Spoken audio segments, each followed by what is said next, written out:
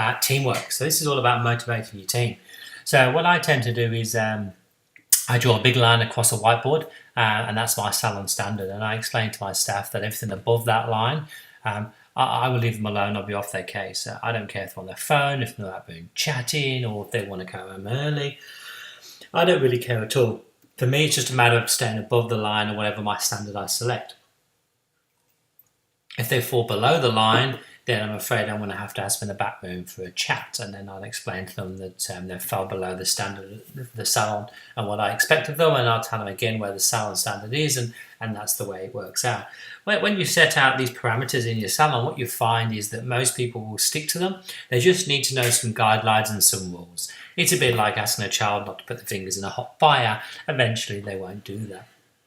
So for us, it's just a matter of just trying to do it's a bad example, but there you go. So for me, for the salon standard will be, I expect my coffee to look like the picture that I will show them. I expect my client to be greeted with a smile within the first 3 seconds.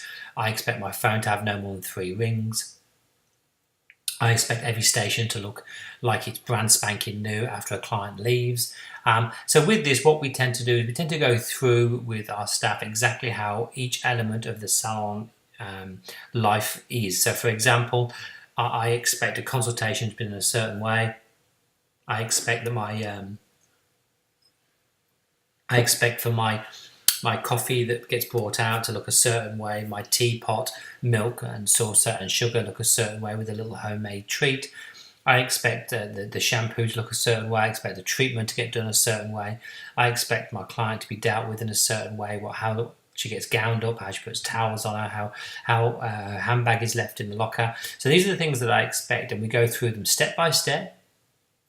And then once they're set, they then go into our salon manual. So, but that is the standard of what our salon is. And with this, I also go into the fact is with no phone calls from their partners and no sitting around with his clients need to be waited. No one gets turned away for no reason, etc., etc. And whatever's their standard in your salon, that's what we tend to do.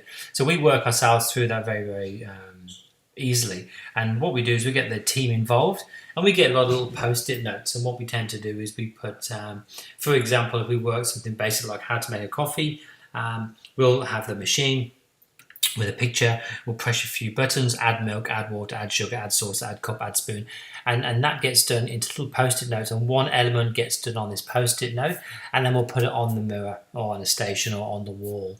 And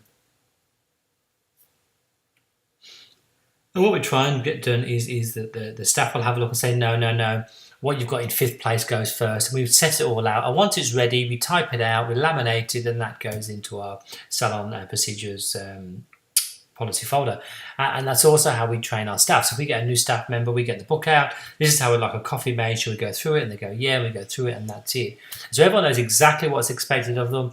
But if they fall short, like if they give them a dirty cup, or for example, they don't ask them to rebook the way that we like them to ask them to rebook, then we'll have a little chat and just say, on this day we saw this or we heard this, and it's not what the salon expects. So that's what we tend to do through there. So that's how we set up our salon standard in our salon.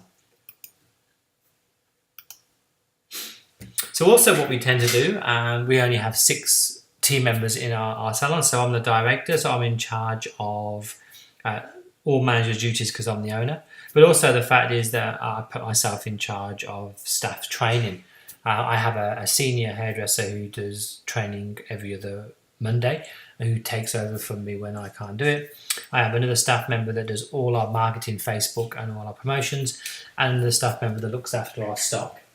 And what tends to happen then is that everyone does these roles because they feel part of what the big picture is in the salon. And they do it for money, they do it for love. They do it because they want to be have a purpose that's not just cutting hair or not just being a therapist. They actually want a purpose to make that salon go to the next level. So that's what we do. We break the jobs down. Even our junior member staff have very small jobs. They'll look after all our inventory with coffees, teas and magazines. And they have a checklist and they tick it off and they work it through. So that's very easy for what we do. It just keeps that team really motivated. And isn't to do with money at all. It's just solely to do with having some respect for the salon. So, to summarise up, we need to delegate the salon jobs out. Staff need to feel part of a team and have a self-worth. I've popped some modules in here for you so you can work through some of these modules. We have modules on how to do the cleaning duties and how to make coffees and how to set the standard of your salon. So have a go, start it off, call a big team meeting and get yourself ready on it. So all you have to do is call the meeting, get some post-it notes, hand it to the staff and start writing your job. So pick out one particular job, work it through, master it and then move on. Awesome. See you next episode.